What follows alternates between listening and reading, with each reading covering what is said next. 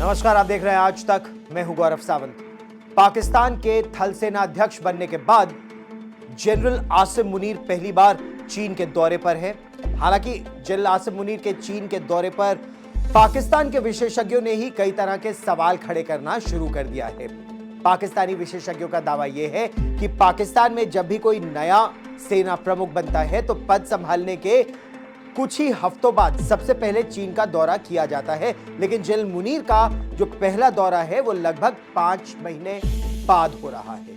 कहा यह जा रहा है कि पाकिस्तान में जो आर्थिक स्थिति, राजनीतिक स्थिति और पाकिस्तान की जो एग्जिस्टेंशियल क्राइसिस है, यानी पाकिस्तान की सुरक्षा को लेकर जो बड़ी बड़ी चुनौतियां हैं, उसको लेकर चीन ने भी अब पाकिस्तान से किनारा करना शुरू कर दिया है। ऐसे में गौर करें कि आज ही पाकिस्तान में जो इस समय की परिस्थिति है, चीन एक तरह से उसके लिए जिम्मेदार भी है। चीन का पाकिस्तान पर लगभग 30 अरब डॉलर का कर्ज है और चीन पाकिस्तान को लगातार कर्ज देकर उसे अपने मकड़ जाल में फंसा भी रहा है। और इसका सबसे बड़ा उदाहरण चाइना पाकिस्तान इकोनॉमिक कॉरिडोर, वो जो बेल्ट एंड रोड इनिशिएटिव के तहत सीपेक प्रोजेक्ट है, वो है। कैसे ये पाकिस्तान के गले की हड्डी बनता जा रहा है, देखिए ये रिपोर्ट। पाकिस्तान के सेना प्रमुख चीन दौरे पर गए हैं। इस बीच असीम मुनीर के चीन दौरे को लेकर विशेषज्ञ बड़ा दावा कर रहे हैं।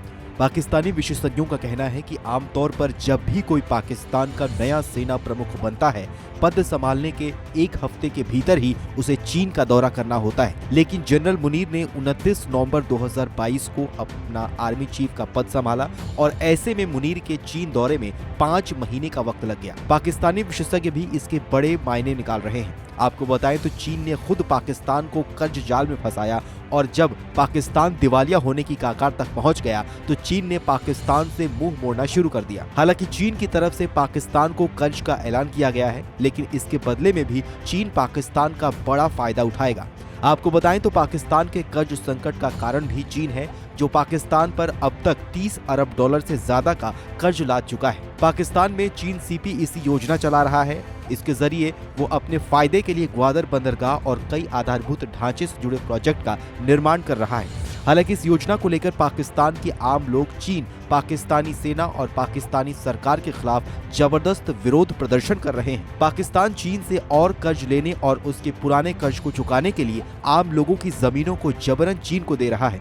पाकिस्तान के आर्मी चीफ ने चीन के सेंट्रल मिलिट्री कमीशन के वाइस चेयरमैन से मुलाकात की है। इस मुलाकात के दौरान चीन भले ही दिखावे के लिए पाकिस्तान के साथ रिश्ते मजबूत करने का ऐलान कर रहा है, लेकिन विशेषज्ञों की माने तो पाकिस्तान की कंगाली और खराब सुरक्षा हालात उसके लिए चिंता का सबब बन गए। चीन ने जनरल मुनीर के सत्ता संभालने के 5 महीने के बीत जाने के बाद उन्हें बुलाया है, जो दोनों देशों के बीच रिश्तों में आई दरार को दिखाता है। चीन के लिए एक तरफ पाकिस्तान में खराब स्थितियों के बीच चीनी नागरिकों से मारपीट और हत्या चिंता का विषय है, तो वहीं दूसरी ओर चीन पाकिस्तान की खराब स्थिति का भरपूर फायदा उठाने की फिराक में है।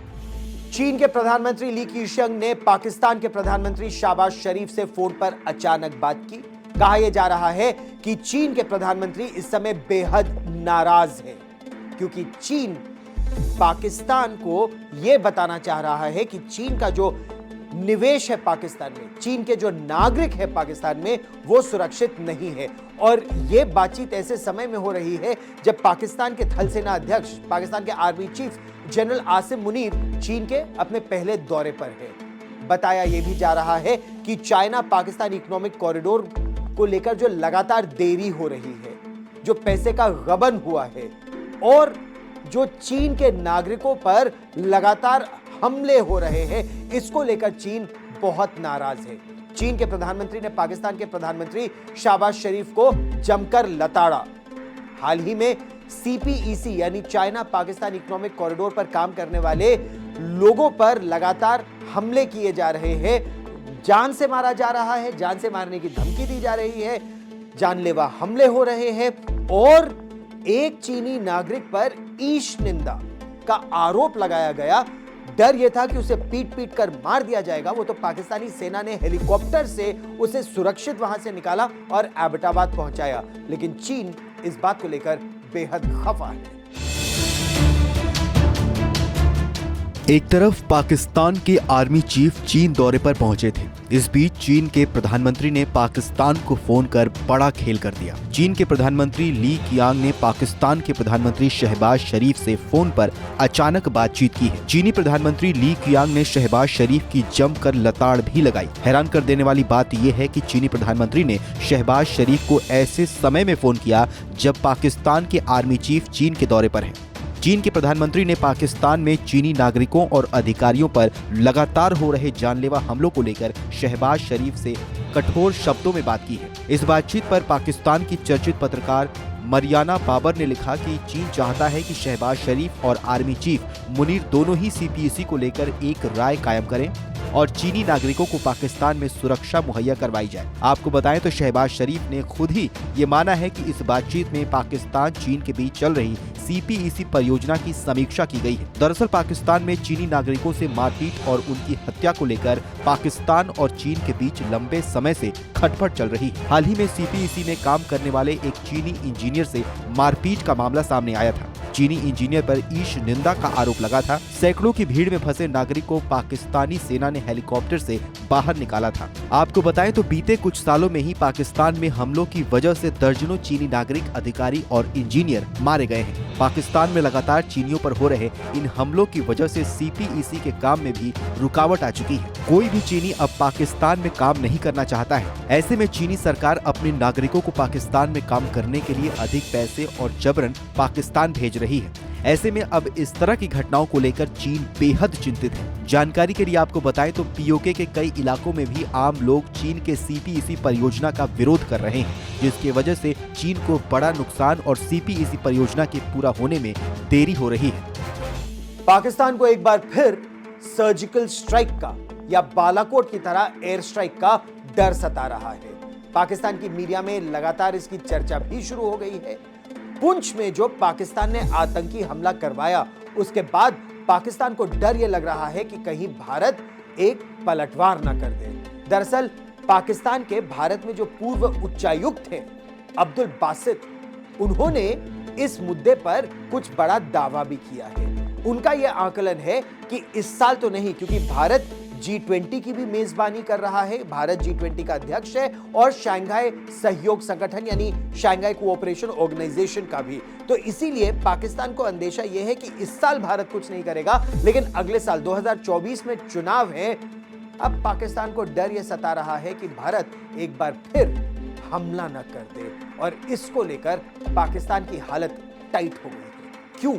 क्योंकि पाकिस्तान के सेना अध्यक्ष ये कह चुके हैं, पूर्व थल सेना अध्यक्ष जनरल कमर जावेद बाजवा, कि पाकिस्तान के पास टैंक तो है, तोपे तो है, लेकिन उनमें डलाने के लिए ईंधन तक नहीं है, डीजल तक नहीं है। तो पाकिस्तान भारत से लड़ेगा कैसे? क्या भारत पाकिस्तान पर एक और सर्जिकल स्ट्राइक करने वाला है? क्या पुंछ में सेना के ट्रक पर हमला करने वाले आतंकियों को भारत फिर एक बार पाकिस्तान में घुसकर सबक सिखाएगा? दरअसल ये सवाल भारत नहीं बल्कि पाकिस्तान के लोग पूछ रहे हैं। पाकिस्तान में लोगों को भारतीय सेना के सर्जिकल स्ट्राइक का डर सता रहा है। पाकिस्तान के पूर्व उच्चायुक्त अब्दुल बासित से जब भारत के सर्जिकल स्ट्राइक को लेकर सवाल पूछा गया तो उन्होंने साफ कहा कि भारत के पास अभी G20 और SCO की अध्यक्षता है और इस वजह से जब तक इन दोनों ही वैश्विक संगठनों की बैठकें संपन्न नहीं हो जाती तब तक वो कोई भी सर्जिकल स्ट्राइक नहीं करेगा। लेकिन बाद में अब्दुल बासित ने भी इस बात को माना है कि 2024 में भारत में चुनाव है और चुनाव से पहले भारत सर्जिकल स्ट्राइक जैसा कोई कदम उठा सकता है। आपको बताएं तो हाल ही में पाकिस्तानी आतंकियों के द्वारा पुंछ में हुए आतंकी हमले के बाद पाकिस्तान बेहद डरा हुआ है। पाकिस्तानी मीडिया में बार बार भारत के सर्जिकल स्ट्राइक की चर्चा हो रही है। पुंछ हमले में भारतीय सेना के 5 जवान शहीद हो गए थे। आपको बताएं तो अब्दुल बासित का नाम पाकिस्तान के उन अधिकारियों में शुमार है जो भारत के खिलाफ बार बार जहर उगलते रहते हैं। बासित ने दावा किया है कि अंतर्राष्ट्रीय कानून आतंकियों को भारतीय सैनिकों के खिलाफ इस तरह के हमले की अनुमति देता है। अब्दुल बासित ने भारत और पाकिस्तान के बीच हुए सीज फायर के समझौते को भी गलत करार दिया था। हाल ही में पाकिस्तानी पत्रकार हामिद मीर ने दावा किया था कि पाकिस्तान के पूर्व सेना प्रमुख जनरल बाजवा ने भी इस बात को माना कि पाकिस्तानी सेना युद्ध लड़ने के लायक नहीं है। इसी वजह से उसने भारत के साथ सीज फायर का समझौता किया। बाजवा ने भी माना था कि पाकिस्तान के पास जो हथियार है वो युद्ध लड़ने के लायक ही नहीं बचे हैं। यहाँ तक कि पाकिस्तान के पास अपने टैंकों में डीजल डलवाने तक के पैसे नहीं हैं। हमारा ये वीडियो आपको कैसा लगा? इस पर अगर आपकी कोई राय है तो कमेंट बॉक्स में जाइए और हमें अपनी राय जरूर दीजिए, क्योंकि इसी से हम और सुधार ला पाएंगे। देश और दुनिया की ताजा खबरों के लिए देखते रहिए आज तक और सब्सक्राइब जरूर कीजिए आज तक।